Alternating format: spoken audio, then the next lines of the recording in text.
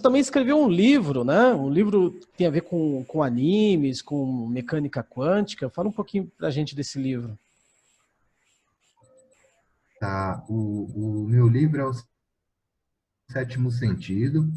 E como é que foi, né? Como é que ele nasceu? Ele nasceu após muita busca, assim, de como o universo funciona, né? Eu posso dizer que desde que eu me entendo por gente, eu procuro entender como o universo funciona. Eu senti uma necessidade premente disso.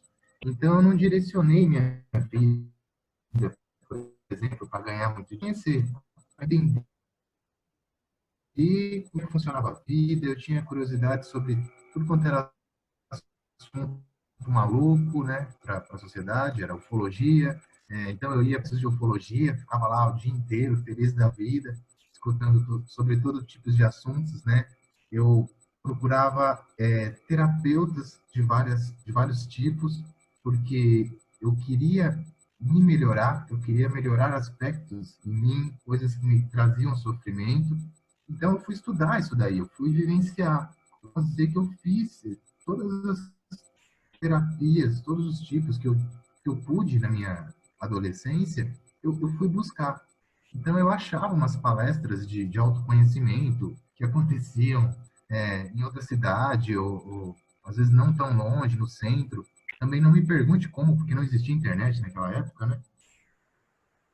E eu ia para lá, eu ia parar e eu ia conhecendo uma pessoa ou outra. Olha, tem isso daqui, tem não sei o que dos cristais, e o outro faz uma leitura da áurica, a sua aura é assim, e sei lá, tarô, numerologia, N formas, reiki, N formas de terapia, de autoconhecimento. E chegou num outro vida que eu conheci muito de perto durante 10, 12 anos, assim, ou talvez um pouco mais, eu não me lembro, assim, estudar profundamente nesse assunto. E aí chegou num ponto que eu entendia que eu precisava transmitir isso de alguma forma. E eu não sabia exatamente como. E uma das formas que chegaram até mim foi escrever um livro. Só que esse assunto também, ele é muito, como é que eu posso dizer? Existe muito misticismo sobre. É algo extremamente acadêmico, ou é algo extremamente filosófico, mas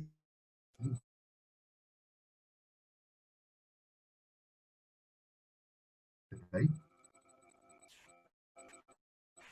foi, Opa, deu uma caída aí. caiu. Tá me Você ouvindo estava me agora? ouvindo?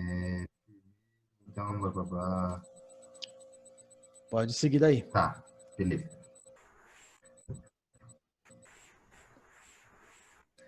Bom, depois de muito conhecer assim vários tipos de terapias e terapeutas e assuntos correlatos também, né, sobre desenvolvimento pessoal, sobre energia e afins, eu conheci a mecânica quântica e eu tive a oportunidade de estudar muito aprofundadamente durante cerca de uns 12 anos ou talvez um pouco mais. E isso foi assim um marco muito interessante na minha vida, porque eu pude relacionar vários dos meus estudos anteriores com a ciência. Eu pude entender como um experimento de laboratório funciona, como é que isso aqui funciona na vida, né? Colocando de uma forma melhor. Eu pude perceber o sentido daquilo, né? Porque mecânica quântica em si, ela é uma ciência. Então, quando a gente olha para isso, qual que é o sentido disso daqui? É usado como algo de laboratório para fazer bombas, para fazer armamentos, para, né, para a indústria bélica se beneficiar e para fazer, sei lá, computadores, coisas que são subprodutos, na maioria das vezes, né, de tecnologia bélica. E você entender o sentido que existe por trás da ciência, não só o que os humanos usam aqui, muda tudo, né? Você entender isso muda tudo, eu acho, na sua vida. E aí eu entendi que eu precisava colocar aquilo de alguma forma, né? Como é que eu vou expressar isso daqui? E eu pensei em fazer um livro. como é que eu ia transmitir um assunto tão complexo também, né? Como é que eu ia transmitir uma coisa tão distante da maioria das pessoas? Então eu pensei, me veio a ideia de relacionar esse assunto, ou esses assuntos, né, esse conjunto de conhecimentos, com animes e mangás, que era algo que eu assistia desde muito pequeno e que contribuía muito para a minha vida. Então eu lembro que os primeiros proporcionou. Eu assisti e eu buscava entender certos aspectos da vida dele. Eu achava aquilo espetacular. E aí eu pensei, nossa, eu vou relacionar esses assuntos tão complexos, né?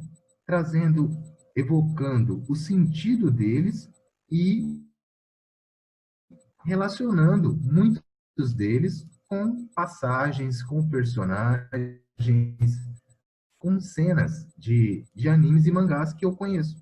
E foi assim que ele que começou a ideia desse projeto, né?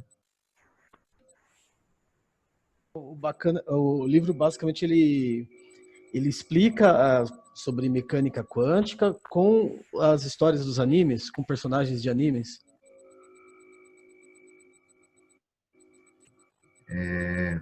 Você quer algum exemplo assim mais prático disso?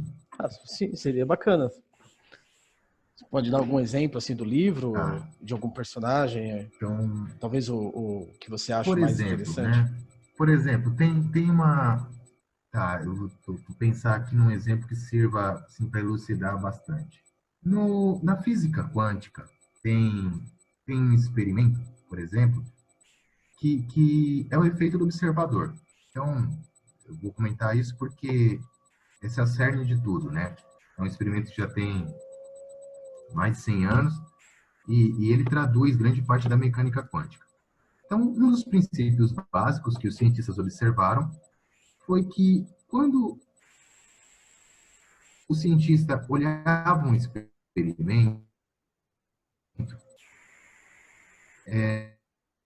as coisas, quem não sabe, mecânica quântica lida, ela estuda tudo aquilo que é menor do que um átomo. Então, se você pegar um átomo, do qual toda a nossa realidade é constituída, ele é feito lá de elétrons, prótons, nêutrons, só que tudo isso, de uma certa forma, é uma ilusão. Nada disso existe em verdade. São elementos que giram, né, de uma certa forma, que dançam ali em meio a um grande vazio. E eles começaram a estudar isso e perceberem que naquele reino, no reino do que é menor do que o átomo, as coisas funcionavam de forma diferente. Então, por exemplo, um elétron poderia desaparecer de um lugar e aparecer em outro. Então, isso é um salto quântico. Então, muitas vezes o elétron está numa órbita, ele recebe uma energia, alguma influência, e ele simplesmente desaparece de um estado, de um lugar, e ele aparece em outro. Só que ele não passa pelo nosso universo comum quando ele faz isso. Ele não se desloca como nós nos deslocamos para ir da sala para a cozinha. E aí eles viram aquilo, mas como isso é possível? Então eles começaram a perceber que era um teletransporte.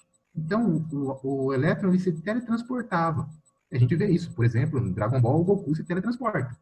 Em Jornada nas Estrelas, que é uma série de ficção científica, existe o teletransporte.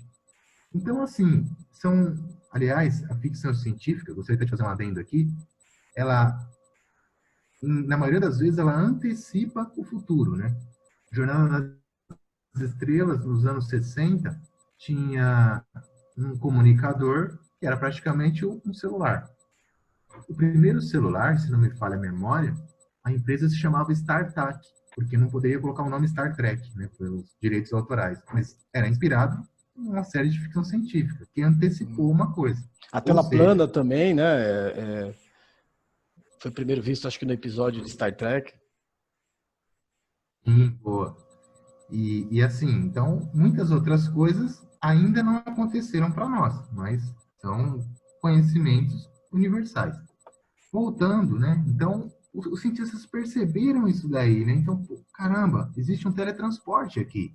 Então, é uma coisa que já existia nas obras de ficção, nos animes, etc., né? Uma outra coisa interessante que eles perceberam nisso é chamado pelos cientistas de efeito Zenão quântico. Olha que interessante essa ideia.